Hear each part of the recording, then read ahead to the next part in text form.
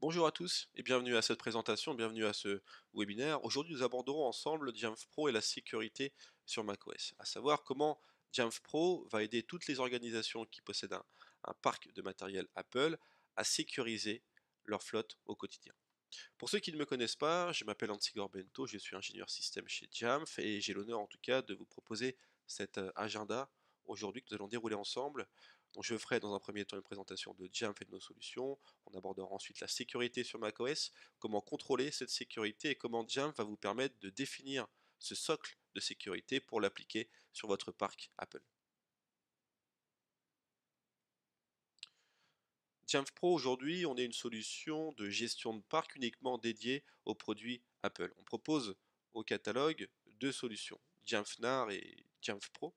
Jamfnar, c'est une solution qui est plutôt dédiée aux petites organisations qui n'ont pas forcément d'équipe informatique, d'équipe IT, mais qui souhaitent quand même pouvoir gérer au quotidien leurs produits Apple. Donc aujourd'hui, nous allons plutôt nous intéresser à la solution de droite, Jamf Pro. Il faut savoir que Jamf Pro répond à ce qu'on appelle les 6 piliers de gestion qui sont indispensables pour maîtriser au jour le jour votre parc de produits Apple. Du déploiement, la configuration des appareils, la gestion des applications à la remontée d'inventaire, comment appliquer un contrôle de la sécurité et la mise à disposition d'un catalogue, un self-service qui peut s'apparenter à votre store privé et qui fait l'interface entre l'administrateur et les utilisateurs. Alors en termes de chiffres maintenant, il faut savoir qu'on a un peu plus de 13 000 clients dans le monde aujourd'hui, ce qui correspond à peu près à 9 millions d'appareils Apple gérés dans le monde, que ce soit des entreprises technologiques, des grandes fortunes 500, des grandes marques mondiales ou des agences de publicité. Donc tous nous font confiance dans la gestion de leur parc Apple.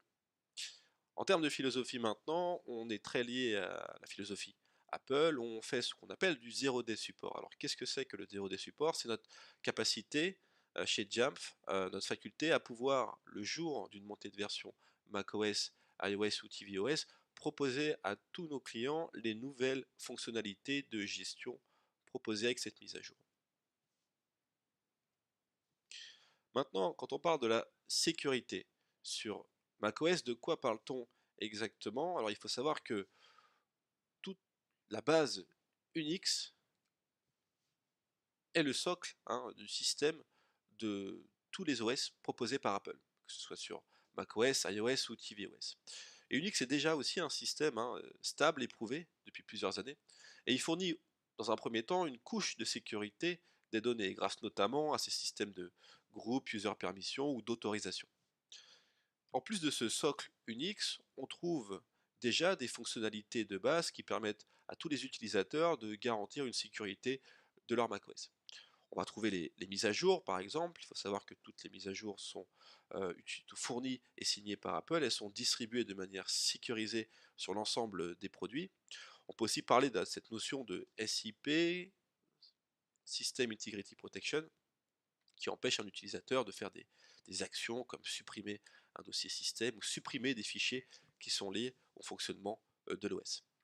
On peut aussi aborder le Gatekeeper qui a été mis en place par Apple depuis la version macOS Lion et qui s'appuie déjà sur des tests d'identification de logiciels malveillants et protège le Mac contre les applications douteuses. Il faut savoir que cette fonctionnalité permet aussi de limiter le téléchargement des applications à l'App Store ou à certains développeurs identifiés uniquement. On peut aussi aborder le chiffrement 5V, qui est un chiffrement natif proposé par Apple sur macOS et qui permet déjà de répondre à un standard. Il faut savoir que ce chiffrement est certifié FIPS 140 et génère ce qu'on appelle des clés de chiffrement qui peuvent être justement redirigées sur les consoles de gestion. On peut aussi aborder Xprotect qui examine les applications installées et douteuses. Le sandboxing, alors appelé aussi bac à sable, qui est aussi une technologie de contrôle d'accès fournie sur macOS, appliquée au niveau du noyau, et qui permet d'aller vérifier que les applications ne se partagent pas de données entre elles, en tout cas sans l'autorisation de l'utilisateur. Alors on retourne à notre socle de sécurité, on a vu que tous les systèmes d'exploitation fournis par Apple sont sur une base Unix. On a abordé ensemble les fonctionnalités par défaut qui sont nécessaires pour garantir un contrôle de la sécurité, le SIP, mise à jour, le chiffrement firewall, Xprotect. Et on trouve ensuite Aussi des outils qui vont nous permettre à distance de gérer ces fonctionnalités. On va aborder la framework MDM à travers l'utilisation d'actions à distance et de profils de configuration, mais aussi le binaire Jamf qui va permettre d'aller beaucoup plus loin dans la sécurité de votre parc macOS. Comment contrôler cette sécurité sur macOS? Qu'est-ce qui va nous permettre de pouvoir interagir avec les fonctionnalités que l'on a vues précédemment? Alors on va trouver ce qu'on appelle les profils de configuration, qui sont un fichier XML, qui sont disponibles sur l'ensemble des produits Apple, qui font partie intégrante de la framework proposée par Jamf Pro, et qui permettent déjà de définir certains paramètres liés à la sécurité. Ces profils de configuration peuvent être livrés à travers à distance, OTA, et sont liés à une connexion continue entre les appareils et ce qu'on appelle l'APNS, donc l'Apple Push Notification Service, qui est un service proposé par Apple. Alors, pour vous donner quelques exemples de profils de configuration, vous voyez, on peut créer et déployer à distance sur tous les appareils Apple des profils de configuration qui vont permettre, par exemple sur macOS, d'activer le Gatekeeper, d'empêcher l'utilisation de l'App Store. On peut aussi en configurer pour empêcher l'utilisation de disques externes ou demander une authentification, désactiver certains services de partage, définir des mises à jour, autoriser le Touch ID ou pas et désactiver certains services iCloud. Donc une règle de mot de passe, des restrictions, des configurations Wi-Fi et certaines préférences système peuvent aussi être configurées à travers l'utilisation des profils de configuration. Chose intéressante, ces profils de configuration sont homogènes sur l'ensemble des produits Apple, ce qui permet de pouvoir utiliser ces profils qu'on soit sur un Apple TV, un iPad ou un Mac.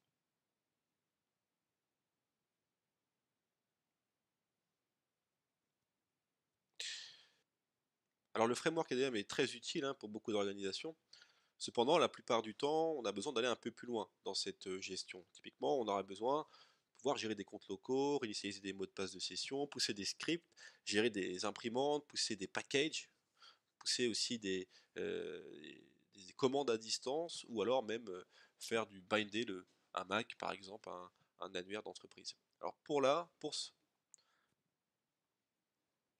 dans l'entreprise. C'est là qu'intervient notre agent Jamf. Alors l'agent Jamf, c'est un binaire qui vient s'installer à l'enrôlement du Mac.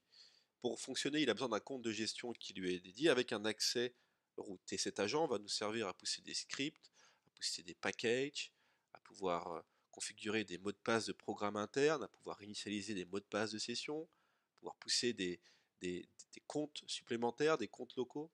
Pour vous donner un exemple, pour ce qui est gestion de package, donc PKG, DMG, MPKG. Composer, qui est un outil qui est fourni par Jamf, va vous permettre de créer ces packages, de les personnaliser, de les sécuriser. Et ensuite, l'installation de ces packages s'exécutera sur vos Mac grâce justement à cet agent. Alors voilà un petit peu les deux frameworks qui vont nous permettre de configurer la sécurité sur vos systèmes d'exploitation macOS. Mais c'est pas tout. Revenons à notre socle brique, à nos différentes briques de sécurité. On va aussi ajouter ce qu'on appelle les programmes Apple. Alors les programmes Apple, qu'est-ce que c'est? Certains d'entre vous doivent connaître ces programmes. Il s'agit du programme DEP, VPP, ASM dans l'éducation. Alors prenons par exemple le programme de déploiement Apple. En quoi il est lié à la sécurité sur macOS? Il faut savoir que quand on passe par l'achat de Mac à travers le programme DEP, tous les numéros de série sont liés à votre organisation. Donc déjà, il y a une notion de sécurité.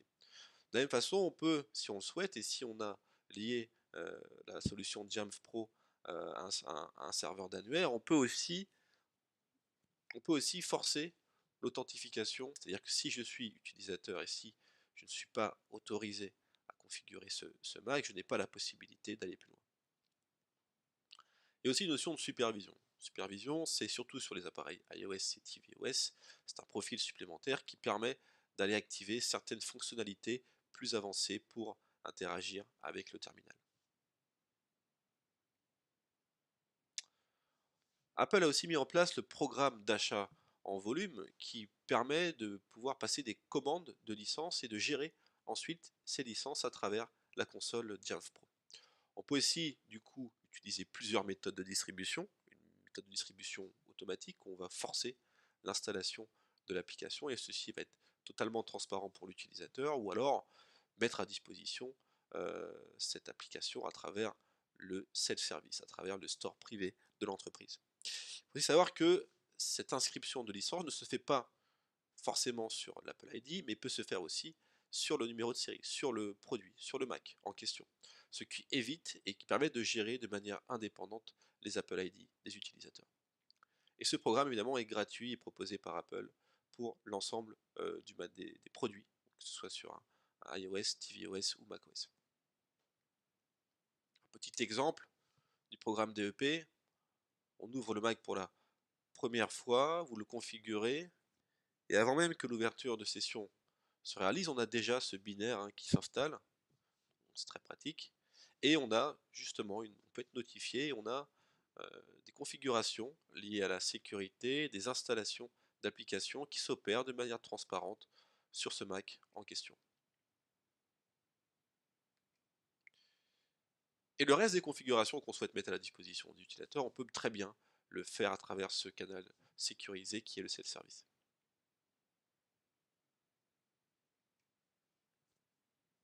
Maintenant, nous allons voir ensemble comment définir son socle de sécurité avec Jamf Pro. Donc la première étape, effectivement, c'est s'appuyer sur un socle de sécurité. Alors pour ça, on a déjà, on a beaucoup de standards, de benchmarks de sécurité qui sont largement répandus et qui peuvent être utilisés pour toutes les organisations qui créent, accèdent ou stockent des données.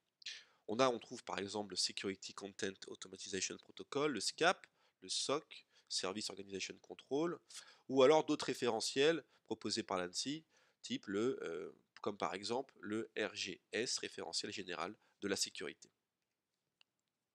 On a un autre qui est assez répandu, connu, qui est le CIS, Center Net Security, qui a développé un ensemble de normes, de bonnes pratiques conçues pour renforcer la sécurité des systèmes d'exploitation macOS et des applications. Je vous invite à aller le consulter en ligne, il est disponible sur Internet. Et ce programme, du coup, peut être appliqué aux organisations qui souhaitent gérer et sécuriser une flotte d'appareils Apple. Ce qui est intéressant, c'est que en fonction du standard et du benchmark que vous allez utiliser, que les organisations utilisent, un administrateur est en mesure d'activer ou pas de manière assez flexible les règles de sécurité qui le concernent et qu'il souhaite appliquer sur son parc. Par exemple, je vous invite aussi à consulter nos ressources en ligne, nos livres blancs, qui présentent comment activer justement, comment être compliance avec le CIS. Donc, ils fournissent tout un checklist de sécurité qui va vous aider à configurer cette sécurité à travers la solution de Jamf Pro. Alors, la deuxième étape ensuite, c'est on va appliquer ce socle de sécurité. Et c'est là où on va retourner à l'utilisation de nos deux frameworks, donc le framework MDM et le binaire Jamf, pour activer un certain nombre de règles et de profils de configuration. Pour vous donner quelques exemples de profils de configuration, un profil de configuration va nous servir à appliquer une règle de mot de passe. Vous allez en tant qu'administrateur définir une certaine sévérité avec une longueur minimum, des caractères spéciaux ou exiger des valeurs alphanumériques. Autre utilité des profils de configuration, il va aussi vous permettre de restreindre certaines préférences système. Donc si vous voulez, par exemple, ne pas donner accès aux utilisateurs aux préférences système liées au Bluetooth ou alors à la configuration de l'App Store, donc vous avez la possibilité, le levier d'action nécessaire pour le faire. Donc ce profil de configuration va s'appliquer sur le Mac et va empêcher que ce soit un administrateur standard ou un administrateur avec des droits admin d'accéder à ces fonctionnalités. Mais il y en a d'autres. On a des fonctionnalités personnalisées qui peuvent être aussi appliquées à travers l'utilisation d'un profil de configuration, comme par exemple vouloir verrouiller une image sur le bureau ou bloquer l'utilisation de l'appareil photo. Alors, les profils de configuration aussi vont vous servir à forcer, si vous le souhaitez, l'activation de Gatekeeper et de définir quel type d'application vous autorisez à l'installation sur l'ensemble de votre parc. De la même façon, sur les macOS 10.13 maintenant, on a la possibilité de donner aux administrateurs le fait d'interdire certaines extensions de noyaux et de faire en sorte que seules les extensions approuvées par l'organisation peuvent s'exécuter sur les Mac. Autre profil de configuration, très utile, forcer le chiffrement 5V et récupérer les clés de chiffrement, que ce soit des clés institutionnelles ou individuelles, sur la plateforme Dianf Pro. Maintenant, les règles. Les règles, on se base sur le binaire pour appliquer ces règles. Qu'est-ce qu'elles peuvent nous permettre de faire? Donc, empêcher le démarrage de votre ordinateur à partir d'un périphérique de stockage interne ou externe. C'est ce qu'on appelle la configuration d'un mot de passe EFI. On va pouvoir aussi réinitialiser des mots de passe. Réinitialiser des mots de passe de session en s'appuyant sur des règles pour le faire. Ou alors, autre exemple, et dernier, exécuter des scripts. Donc, très pratique quand on souhaite, par exemple, vérifier certaines informations de conformité sur un Mac. On peut utiliser les scripts pour faire remonter des informations à travers les attributs d'extension, mais aussi aller vérifier ou aller appliquer des remédiations sur un parc si, par exemple, le 5V n'est pas activé, si certains documents iCloud ne sont pas synchronisés, si l'application, donc vérifier que l'application, par exemple Java, est correctement installée, et toutes sortes de choses qui peuvent être aussi utilisées à travers un script. On a aussi dans Dianf Pro la possibilité d'appliquer des restrictions d'application. Donc si demain une application comporte un risque pour votre organisation, vous êtes en mesure de pouvoir trouver et de pouvoir désactiver, donc tuer son process de lancement. Ou de la même façon, restreindre cette application en la désinstallant à distance sur votre parc. D'autres actions sont aussi disponibles en cas de perte ou de vol, quand vous avez besoin d'appliquer des actions rapides sur un Mac et sécuriser les données d'un utilisateur. Vous pouvez envoyer des commandes de gestion à distance. Ce sont des actions qui nécessitent la PNS, hein, et qui peuvent être exécutées sur un ou plusieurs Macs et ça permet typiquement de pouvoir verrouiller un Mac, supprimer un profil MDM ou effacer un Mac à distance si ces données sont sensibles et si vous avez un intérêt à aller supprimer ces données. On peut aussi forcer des mises à jour, forcer des patchs de sécurité, par exemple, pour avoir une action rapide suite à une découverte d'une faille de sécurité.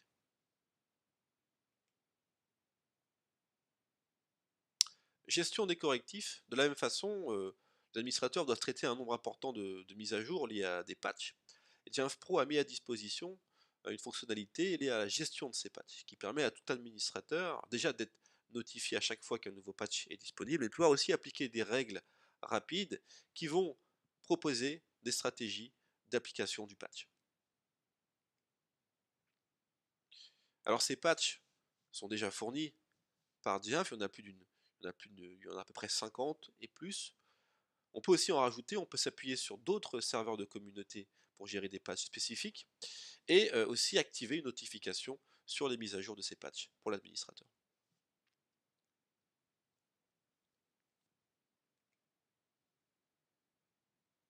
Rapport et remédiation, alors maintenant, qu'est-ce qui va vous permettre de générer des rapports et qu'est-ce qui va vous permettre de contrôler l'application de votre socle de sécurité? Alors pour ça, on a deux possibilités. On a des groupes statiques et des groupes intelligents. Alors, le groupe statique, c'est un groupe qui est créé de manière manuelle, mais on va configurer un groupe et ensuite appliquer une règle ou un profil à ce groupe. Les groupes intelligents, un peu différents, donc là on va s'appuyer sur des critères spécifiques que l'administrateur va lui-même définir pour trouver dans ce cas de figure des Macs qui ont été enrôlés depuis moins de 10 jours par exemple et qui ne sont pas encore chiffrés. C'est un exemple. Du coup, ce rapport va nous générer un groupe spécifique et de la même façon je vais pouvoir appliquer une règle ou un profil de configuration à l'ensemble de ce groupe. Alors voici d'autres exemples. Une règle qui va permettre de trouver tous les appareils sans configuration de mot de passe, création du groupe et application d'une politique de mot de passe sur celui-ci. Une autre règle qui va vérifier que tous les appareils sont correctement chiffrés avec 5V. Une fois que ce groupe est créé, de la même façon, on va appliquer une politique de chiffrement sur les Macs qui ne sont pas encore configurés avec 5V. Et un troisième exemple, trouver tous les appareils macOS sans le gatekeeper d'activer. On va s'appuyer sur le critère d'un groupe intelligent pour le faire, créer ce groupe et ensuite appliquer la configuration Gatekeeper sur l'ensemble de ces machines.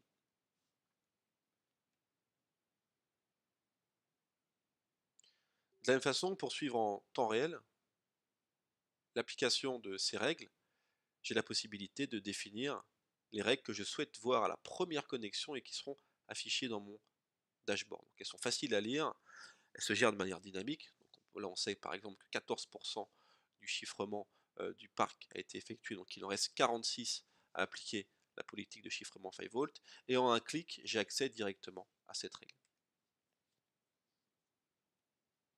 Alors petit récapitulatif, donc on propose au catalogue deux solutions, Jamf Now et Jamf Pro. On fournit aussi une suite de services qui vont vous permettre de monter en compétence sur nos solutions et de pouvoir rapidement déployer notre solution. Le Jumpstart, donc à l'achat de nos licences, on vous met à disposition un, un technicien certifié, une personne certifiée Jamf pour configurer, pour lancer la première étape de configuration de votre instance et vous aider à passer en production. On fournit aussi des formations avec plusieurs niveaux de certification, dont le premier niveau de certification est disponible en ligne sur Internet, ce qu'on appelle la Jamf 100. Et on a aussi un service de support en français, disponible 24 heures sur 24, où vous avez affaire à des experts Apple qui répondront à toutes vos questions. Prochaines étapes, je vous invite à venir joindre notre communauté Jamf Nation, qui est gratuit, qui représente la plus grande communauté d'administrateurs Mac dans le monde. Je vous invite aussi à venir accéder à nos ressources, à nos livres blancs, à nos vidéos, aux documentations de notre produit. Et vous avez aussi la possibilité d'accéder à nos webinaires en français ou en anglais directement sur notre site. Merci à vous et je vous souhaite une très bonne journée.